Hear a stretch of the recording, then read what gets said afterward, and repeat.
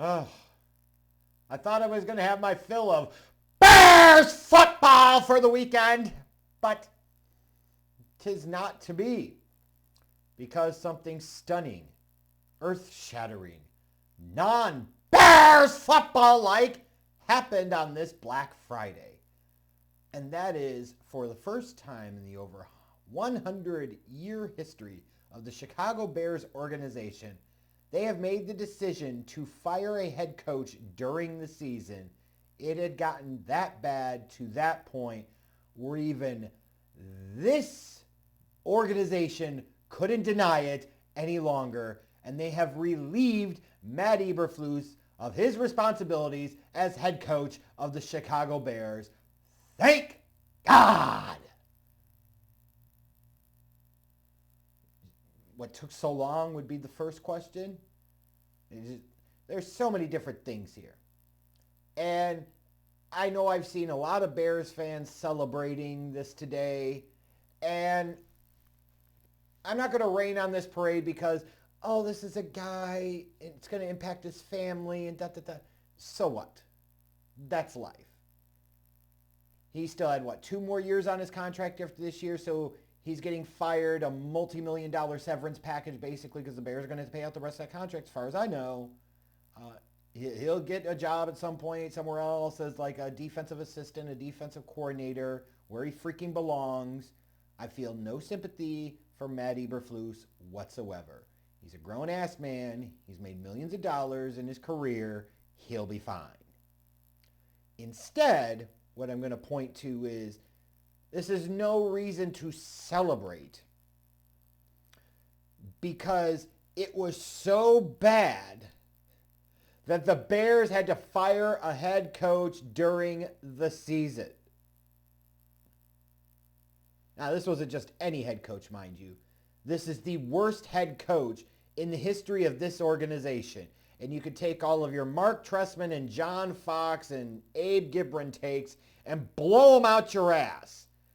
Because those guys all made it through their last seasons. This one didn't. Even the organization is telling you this is the worst coach we've ever fucking had. And he's earned that. 14-32 in his time in Chicago. And even semi-competent coach of this team this year would have been at least 8-4. At least. But it's not a cause for celebration because, one, it's a representation of just how bad Matt Eberflus was. That you had to fire him during the season. Number two, all of the people involved in that decision to hire him, the worst head coach in organization history, are still there. Now you have to exclude Kevin Warren from this because he was not part of that conversation. But Ryan Poles was. So was Goofy George McCaskey. Yuck, gosh. Those clowns are still there. And the Bears are 4-8. There's no reason to celebrate here because this was a somewhat predictable outcome, even as I was trying to be optimistic this season. It was always this thing of you're pairing yet again a rookie quarterback with a lame duck head coach yet again. I wonder how this could turn out. See Justin Fields with Matt Nagy. See Mitchell Trubisky with John Fox. And you go back a little bit further. See Rex Grossman with Dick Duran. Those that don't learn from history are doomed to repeat it. Also, Ryan Poles is still employed by this team. Why? If we want to talk about the head coach being the worst in organization history, because he is, he's 14-32 during his Bears tenure. Ding dong, dumb dicks. So is the general manager, that Twinkie-eating motherfucker, Ryan Poles. He's the one that made the decision to hire this guy, whatever those circumstances were back in 2022. He ultimately made the decision to hire him.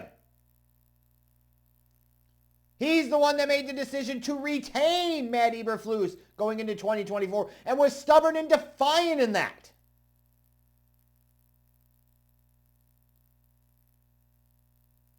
There is no reason for celebration here. There just isn't. And you know, if it took the embarrassment on national TV of having 30 plus seconds to go and a timeout in the bag and not being able to get it off another play to get it done finally, okay, whatever. But everybody's going to point to that and say that's the most embarrassing moment. Like, how do you choose in the Matt Eberflus era? The Hail Maryland against the Commanders. Like, you could go time after time after time and just point to stupid decision after stupid decision after stupid decision by Matt Eberflus. The always challenging and losing shit. The I'm going to just let the Commanders gain 15 free yards to put them in position for a Hail Mary. And then after the game say there was nothing wrong with that approach, which is always a key thing. He just never could acknowledge when he was fucking wrong, and he was always looking to deflect the blame and criticism onto the players and everybody else but himself in a very Matt Nagy-like type of manner. But you've got the blocked field goal against the Packers to lose because he didn't want to try and get a few more yards because he's an idiot.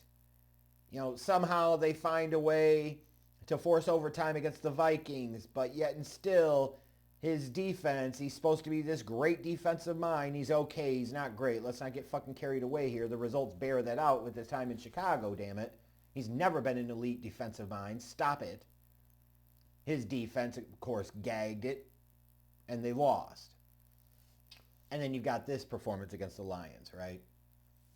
And his defense totally face-planted in the first half. Yes, they recovered in the second half. The offense came to life in the second half. But when shit got to get, when it really mattered, the Bears had the ball with over 3 minutes left, and they couldn't get the job done. It's just cavalcade of comedy. But everybody's going to look at this stretch of games, plus look at the Commanders game, and look at those as the ultimate condemnation of the Matt Eberflus era. To me, actually, the worst one of all is the 19-3 loss to the Patriots. The Patriots stink. And in that matchup, it was so bad. The defense let Drake May look like he was the number one pick in the draft. Caleb Williams looked terrible. The offense looked god-awful. Like, that to me was the loss above all else. You can talk about some of these other, like, nut punch, like, that's on the coach type of thing, certainly, right? But you look at performances coming off of the bye, like Washington's one thing. Shit like that sometimes happens. But then you've got the face plant against the Cardinals, the face plant against the Patriots. That's when this shit should have been over. A good organization would have had it be over after that. You've seen enough. But they didn't. But now they have. So the emotions are not excitement, joy, jubilation. It's more of relief and resignation, like, oh, thank God they finally did what they were supposed to do. You know. But again, how could you not have seen this coming? What did you possibly see with Matt Eberflus in those first 2 years that made you think that he necessitated a third one? Especially knowing the situational context around you're going to be bringing in Caleb Williams. Like, no. You'd already let Matt Eberflus kind of sink his teeth into fucking up one young quarterback at Justin Fields. Why would you give him any opportunity to do it with the second one? I don't fucking get it. 3 offensive coordinators in 2 years. Like, just a fucking nightmare. Multiple defensive coordinators if you want to go there, right? Like, just so many things about this. Worst head coach in Bears history. Now, you move on to the future, and it's Thomas Brown's show and how life comes at you fast. He was fired as Carolina's offensive coordinator last year. He came in as the Bears' like passing game consultant coordinator. Then he's promoted to offensive coordinator, and a few weeks later, he's now given the interim head coach job. Now, he should have had 7 weeks to show what he can do instead of 5. I've seen some Bears fans talk about they don't really like this because they don't want to distract. No, this is wrong. You're wrong. You need to evaluate whether Thomas Brown is a serious candidate for the full-time head coaching job. And the only way to do that is by giving him some on-the-job experience, because you would assume if he did end up getting the job, he's not only going to be the head coach, but he's also going to be the play caller. So you got to find out now in a low-risk kind of environment whether or not he can fucking do it. Like, this is a win-win-win. Just fucking do it. Anybody arguing against it is a fucking moron at this point. Because if he shows that he can handle it, then he's a real candidate for the head coaching job, which brings some continuity for Caleb Williams, which is the type of continuity that Bears football is totally antithesis of. But if he doesn't, then at least you fucking know. You're not going into the interview process and trying to project and think, hey, I wonder how he might handle the head coaching job. We could have given him a stretch of the season to see if he could do it, but we didn't because we're fucking dumb. So, like, no. You needed to fucking give him the shot. You're giving him the shot, and now you got 5 games. You get a little bit of a sample size to see what the hell he's about. You got guys like Andrew Whitworth that seem to be really effusive in their praise of him and really high on him. You know, I could sit there and say we've certainly seen a small turnaround in Caleb Williams' performances, although the first half against Detroit kind of did lay a fucking egg there. So it hasn't been perfect by any stretch of the imagination. But this had to be done. And my whole thing with Matt Eberflus is, what the fuck did this organization ever see in him to have him be a finalist for this job, let alone be the guy? What did they see? He doesn't look like a leader. He doesn't talk like a leader. He doesn't act like a leader. Like, what was it about him? And, you know, the whole thing is, for Ryan Poles as a general manager, yeah, I'm looking at him. Why should he still fucking be employed? He can tank, but what else can he fucking do?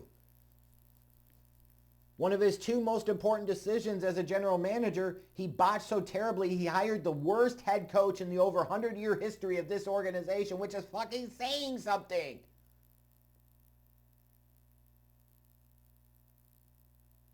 He didn't prioritize the offensive and defensive line appropriately. Like, I could go on and on. He traded away Roquan Smith and then gave damn near the same amount of money in free agency to an inferior Tremaine Edmonds. What are we doing here? I'm just saying, like, what about this process says that Ryan Poles should still be employed? But if you're not going to fire him, now you have to give him a contract extension. I know you're going to say, what the fuck are you talking about? Here's the reality. No head coaching candidate worth their salt, worth their weight in anything, would want to come in and not have the certainty of knowing who the fuck the boss is for him during his entire tenure. He's not going to come want to work with a potentially lame duck general manager. So the Bears, if they're not going to fire Ryan Poles, which I don't know why they wouldn't at this point, because it's not like Kevin Warren was involved in that decision-making process. If the GM that hired the worst head coach in history is allowed to be retained, I just don't see the logic in that, especially when the team president wasn't part of the hiring process, unless you're like, well, he was only brought in to do one thing, and that was to fuck up the next stadium deal, which, by the way, he's doing a brilliant job of, I mind you. But if Ryan Poles is going to be the general manager, then you have to come out soon and you have to announce that he's got a contract extension. You got to ride with him at this point. Even though I would sit there and say, if Ryan Poles came into this and he kind of had Matt Eberflus forced upon him, you could say, it's a little forgivable. However, I could also say, no, that means he was chasing a level and a job and not the right role and the right fit for him, which is a red flag. If I'm taking over as general manager, I don't care what you've done. I'm starting this whole process over again. Thank you. I appreciate your input, but I'll be making the fucking decision here. It's that simple. Because my job as general manager is going to be very closely tied to the head coaching decision. It has to be my decision and I have to live with it. And if Ryan Poles wasn't willing to look past that or deal with that in terms of the leadership at Hallis Hall and the fucking committee, then that kind of tells you again that he wasn't the right guy for the job. Just like the hiring of Matt Eberflus should suggest to you he probably wasn't the right guy for the job. But he's not going to get fired, most likely, and instead he's going to get a contract extension, even though he's the one that hired the worst head coach in organization history. He's been a big part of hiring multiple offensive coordinators, going through now 3 offensive coordinators. I'm just saying. But again, not this tremendous thing to celebrate. This is a low point in the organization in some ways, but you also have to balance that against, you see with Caleb Williams, like there's real hope for the future. So it's kind of weird, fucked up feeling in a way. It's like on the one hand, it's peak Bears football, but on the other hand, it's like this could be something different. And now you're going to have Bears fans talking about Ben Johnson and other candidates, and yes, certainly. Like I'll do a video here soon, and I'm sure breaking down who I think the top candidates are, who the Bears should be considering, who they should be passing, and Ben Johnson would certainly be on that list, but I don't know that he's necessarily number one. Like right now, if you're the Chicago Bears, and it's not just because, hey, if it works out, you can go cheap, although that would be an added fucking bonus to this cheapskate organization, you hope Thomas Brown shows you something real in these next 5 games. That's your hope. Because if he does, you can have some continuity in place and you can already start to prepare for 2025 and not be as worried or as focused on the head coaching search, even though I'm sure they would have to still go through the process. You can go into that knowing like we've already kind of got our guy and we're just going through the motions here. You're hoping Thomas Brown takes advantage of the inside track that he's being given here. Time will tell whether he does or not. But another reason to not celebrate this is the Chicago Bears, Kevin Warren, Ryan Poles, Goofy George McCaskey, let Matt Eberflus do a press conference with the media about 9 a.m. Central this morning, knowing they were going to fucking fire his ass. Now that's the one thing I will feel bad for Eberflus about. Why the fuck did this clown show organization allow him to be put in that spot? Why would you do that?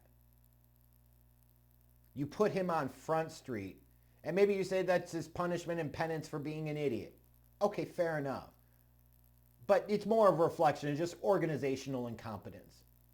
And if anybody sits there and says, like, well, it's not that big of a deal, nobody's going to remember, 25 years later, plenty of Bears fans still remember how they botched the Dave McGinnis fucking hiring. Don't tell me that we're not going to remember how the day after Thanksgiving, after that embarrassing loss on national TV to the fucking Lions, they trotted out Matt Eberflus to do a morning Zoom presser where he's talking about he's expecting to be the coach for the San Francisco game and he's preparing for San Francisco, and then he's fired a couple of hours later. Don't you dare fucking tell me we won't remember that. We remember 20 years ago when the Bears lowballed Saban by about $1 million and didn't want to give him the personnel power, so they settled on Lovie Smith. Ironically enough, that one worked out well. But we remember the Dave McGinnis botched hiring. We remember all of this shit. Sit there and fucking act like we don't. And what that means is head coaching candidates, players, they see this type of shit. They see that as a manifestation of incompetence of leadership at the top of the organization, as they fucking should, because this organization is a clown show. An absolute clown show. It's just that simple. And what can Bears fans do? Stop going to the fucking games. I know that's a smart thing to do, and too many Bears fans are too stupid to think through things, and they'll continue to go, and they'll continue to spend money on the team. That's what they'll do. Because that's what morons do when they accept mediocrity, and that's what Chicago fans love. They love mediocrity. But here's hoping that the Bears are going to buck the trend and that they get this next head coaching hire right. Because if they do, watch out. And if they don't, watch out. It's that simple. But right now, there's nothing to celebrate. Folks, we had the last 3 years of our lives wasted by the worst head coach in team history. The Chicago Bears, in a situation where even like semi-competent coaching would equate to a minimum of an 8-4 record, the Bears are at 4-8. When we should be talking about playoff race, we're talking about whether or not the Bears should be tanking at this point.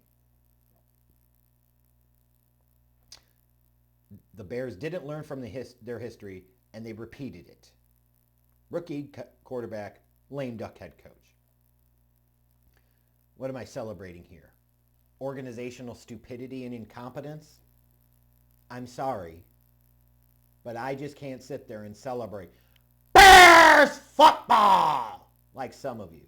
The only thing I can do is hope, and by God, it is a naive ass hope, is that finally they will get it right for a change, as unlikely as that seems.